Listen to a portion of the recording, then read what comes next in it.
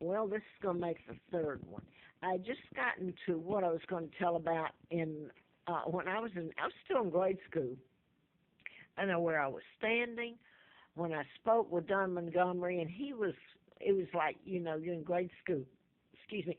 And this is a football player, Deacon Jones. So they're the guys that are way up there, and everybody's got crushes on and everything. Anyway, Don Montgomery, I know where I was standing and everything, and I must have been maybe in the sixth grade, and he was nice. He wasn't out of the way or anything, but then wasn't much longer that um, a person that had a airplane, a small airplane, um, brought it to Moulton and was going to give rides on a Saturday for a fee. And I remember that it crashed, and Don Montgomery and Deacon Jones were killed in it. And I remember the pilot ended up in the Moulton Clinic, and Lina Dempsey, there's no words to describe her, that killed her twins, and she tortured me all my life. Um, she used to come in and tell about him, and I don't remember if he died or not, but he was burned real bad. But that was one of them that goes way back that I knew that I now know it was mind control. You used on the pilot, or hey, stop and think about it. It's unlimited. Somebody should. I don't know how you stop it, and it's a little late for it. Anyway, New World Order. You got the president over there now with a relative of mine who's way up in the New World Order, and there you go. So let's see. I was going to use this one because Larry Flint. I went out there during the campaign to replace Larry McDonald, who the KAL plane he was on went down when it veered out of airspace into the Soviet Union's airspace in '83. August 31st of '83. So Larry Flint's been shot in Lawrenceville, Georgia, next to me doing the book. Now they're going to fast forward to when the plane goes down with Larry McDonald on it. And Larry Flint, the two times I was at his home in Bel Air then, he showed me at one point, he showed me a galley proof. And he reminded me, he says, these are done 3 months ahead of time, the proofs, to get published in time to be published. And let me say this real quick, and I've shown these on other videos and everything. They did, this was in '83, October, I was in his home twice during that campaign.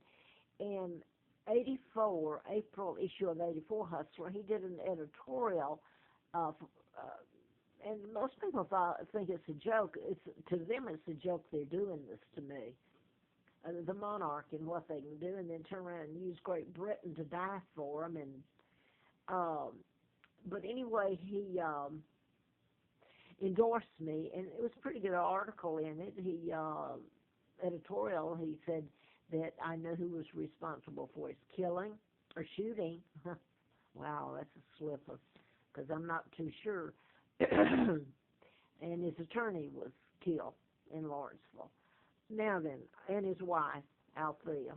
You think she just, in all this, she just drowned in a little bathtub, heart-shaped bathtub?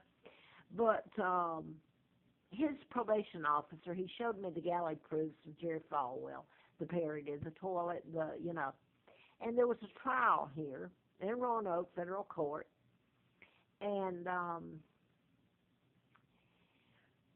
Larry Flint's probation officer, they got the wrong people paying for crimes here at times, believe me.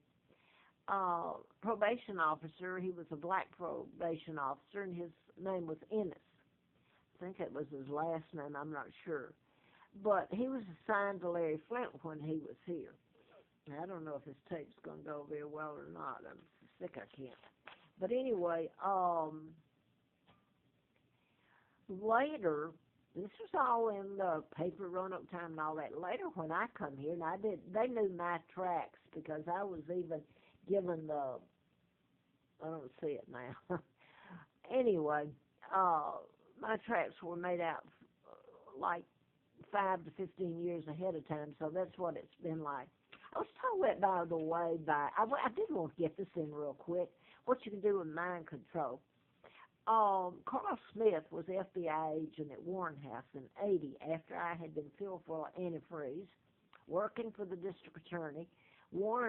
House Apartments is like clue for a Warren commission that covered up the Kennedy, and mind control was used in that, and the Kennedys kidnapped me, okay? Now then, I'm there at Warren House, and Carl Smith is there, and I've had the antifreeze put in me after writing the book and the letter from the FBI, and etc. Try having antifreeze put in, you should have died, and acting normal when you think you're going to scream every moment because you can't reach in your brain and soothe your brain. And I could hardly talk, I could type. So that's what allowed me to work at the DA's office. Now then, I want to say this about Carl Smith, the FBI. He told me he lived in an apartment downstairs.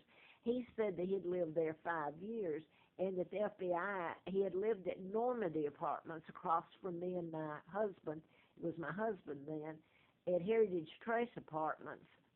I think that was Highway 41. I'm not sure well, Marietta. I can't remember now. I know the hockey team played in ice skating rink across the street from us. Anyway, I'm going to lose what I was going to say. Normandy Apartments was right there, and Carl Smith, if that was his name, had lived there and kind of, I guess, assigned to me or something, and I didn't know it. But my ex-husband came over there. I was exiled across the state line with none of these crimes have been addressed.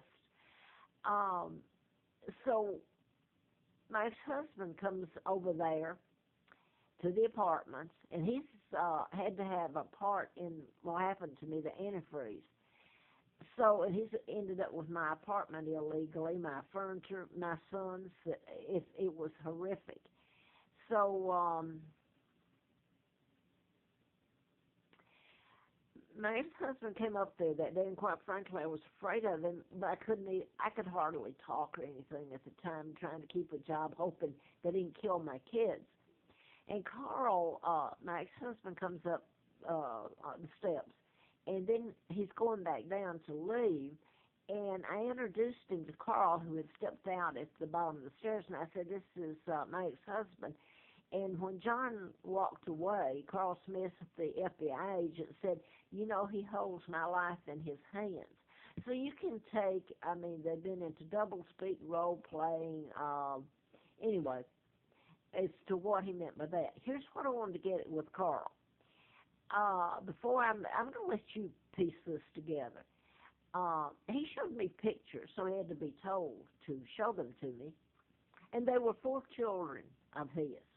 One belonged to him and his wife. The others, I'm going to tell you what they're playing around with. This is not just FBI agents or psychiatrists. The ham set. You can use the Morse code and put someone under hypnosis and make them do anything. That's a lie that you can't make them do anything. Absolutely you can. They don't even know they're doing it. But what they do is they can use it to rape you in the middle of the night in dreams.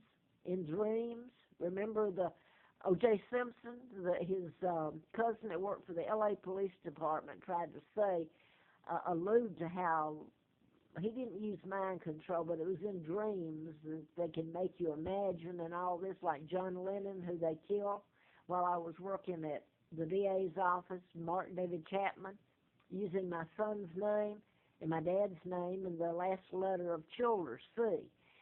So back to where they can go in, and Carl told me that he had actually, was raping. If you hypnotize them in the middle of the night, my God, and they don't even remember it. So he's got 3 kids that they were raped, the mothers. They didn't even know it. So I don't know if they ever found out the kids didn't belong to their husbands or what. He married a woman from a college next door in Athens. He introduced her to me, and he said, will you tell her who I really am? And I said, well, he's FBI.